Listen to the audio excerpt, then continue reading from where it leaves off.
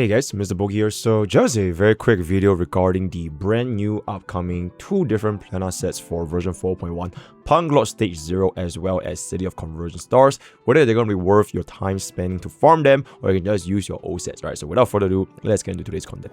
So for one quick little bonus segment over here, and that's going to be our Herda Store Lycon Elation brimming with blessings. So at S5, this is going to give you 40% attack, 24% elation buff for 2 turns. I would say specifically for this line, 24% elation is an absolutely insane stat, and you guys will quickly see just how impactful this is because later on for Punklorde, it also gives us 8% elation, and you can see the differential between a gear with or without elation.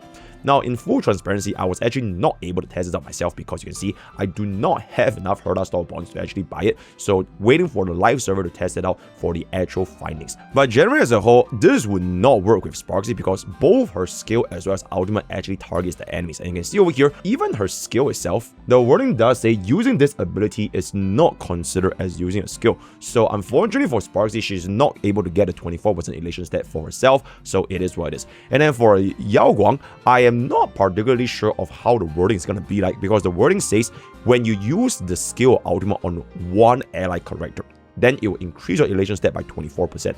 Now, if you guys have seen from Yao Guang's kit, her kit basically revolves around buffing the entire team, not just one character. So I'm not sure if does the effect only take place if you only buff one character, or will every one allied character get that buff when you receive the buff itself from Yao Guang? So we'll see how this is going to be like in live server, but generally speaking, I don't think you need to worry about it too much because the Mushroom Lycon from the MOT shop is still a very, very strong option for Yao Guang, which means that as of right now, this brand new Elation store, Herda Store Lycon, is probably most likely going to be a alternative option for our Elation MC. Just like how back in Herda Store for Remembrance, that came out to be an excellent option for our Remembrance MC, right? So this might also signify that for EMC, their skill and ultimate might be a single target buffer similar to that of a hyper carry support but for Elation. So that's pretty much it for the Herda Store Lycon. Not really a lot of players, or rather a lot of units right now can use this. Maybe we can see more usage by version 4.2. Now, with that out of the way, let's move on to the actual relics itself. So, talking about the City of Converging Stars, it's going to be giving you a 24% attack buff for 2 turns whenever the wearer uses a follow-up attack. So, this is pretty much going to be permanent. For the second line, if an enemy target is defeated, you do get a 12% crit damage buff for the entire team for the rest of the entire battle. Now, this enemy target defeated, it doesn't matter if it's going to be the wearer or your allies, as long as at least a single target is down for, then you can get this 12% crit damage. But also on the flip side, you do need to first defeat one enemy and then get a 12% crit damage, which is going to be leading to a little bit slower of an activation if you're considering on how to get the full benefits from this 2-piece.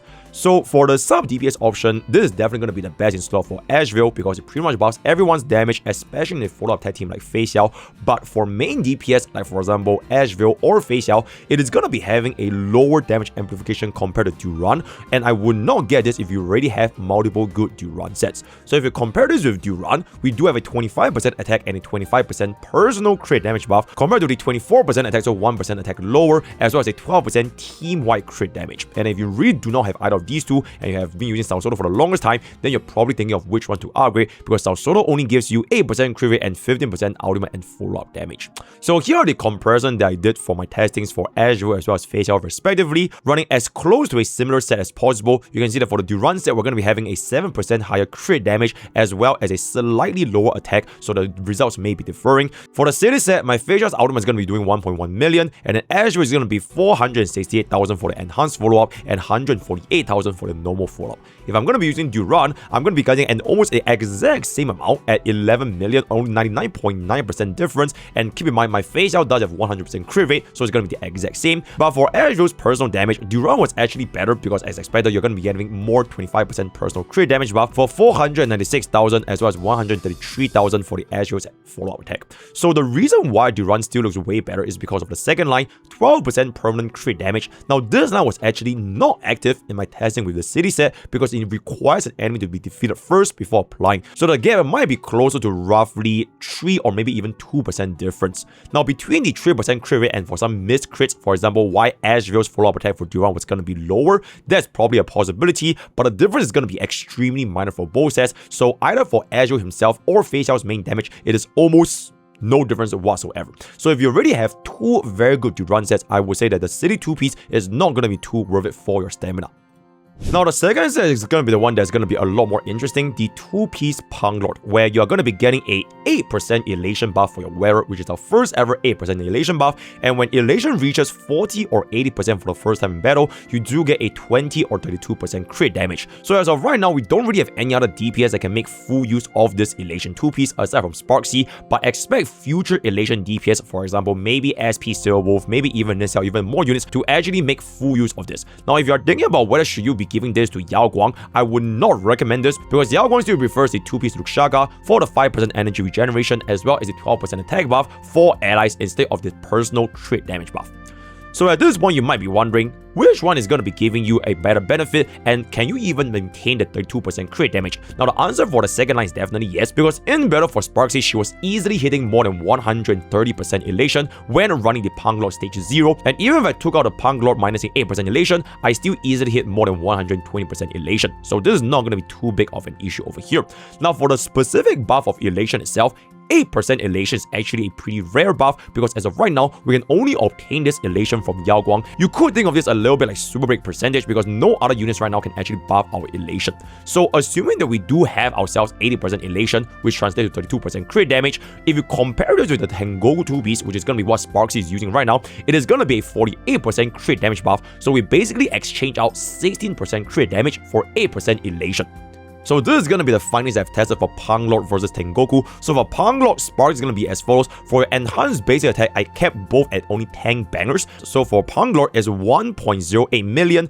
EBA for individual here is going to be 60,577, which I'm talking about a little bit later. And the Elation skill at 20 punchlines, which is going to be for Yao Guang's ultimate, is going to be 647,000. And then if we were running the 2-piece Tengoku, our EBA only did 781,000, but there's a very big answer for this, which I'll be explaining a little bit later as well. The EBA's individual attack is going to be 54,924, and the Elation skill for 20 punchlines is going to be 583,650. So both of which for the EBA individual as well as Elation skill is going to be roughly 90% of the original 2-piece Punklorde. Now, the reason why our EBA had a 72% gap is not because it is like 28% worse, because I actually missed crits. You can see from this screenshot over here, due to our crit rate being only at an effective of 89.8% versus 87.5%, there's a very high likelihood that within all of this hits, you are going to be missing crit itself. So a much more accurate comparison would be each individual instance of damage in that enhanced basic that actually critted. So I took the highest possible number I can see on the screen, which is always going to be varying, which is going to be 60,577 versus 54,924, coming down to 90.6%, much closer to our Elation skill comparison between both targets. So at this point, you can see, yes, the 2-piece Punklorde is definitely going to be offering you a substantial improvement over the 2-piece Tengoku, at least if you want to compare it with the 2-piece Duran versus the 2-piece City. On top of that, not just for Sparksea yourself, if you are going to be thinking of farming for Elation units in the future, there might be a very high likelihood that the future Elation DPS can make use of this 2-piece Punklorde. I kind of see this 2-piece Punklorde as like a slightly better version of the 2-piece Bone, which as of right now, Castoris and Evernight, both of them being Remembrance DPS, can also make use of. And any other HP scaling DPS like your Blade, your Jingliu, or your Mighty, they are also still running the 2-piece Bone. Now, the reason why for this 2-piece Punklorde is going to be so interesting is because of this specific 8% Elation buff. As I've mentioned, we have no other source of buffing Elation, which means that this particular field is actually very, very rare compared to factors like damage percentage, attack percentage, crit ratios, or even your res and defense stuff, right? So because of how rare this 8% Elation is, the damage increase between Tengoku and Punklorde is actually going to be a lot more obvious compared to the other 2 pieces we have mentioned so far. So with that, we come to the final segment of this video, which is should you be spending your stamina to farm for this brand new 4.1 Relics?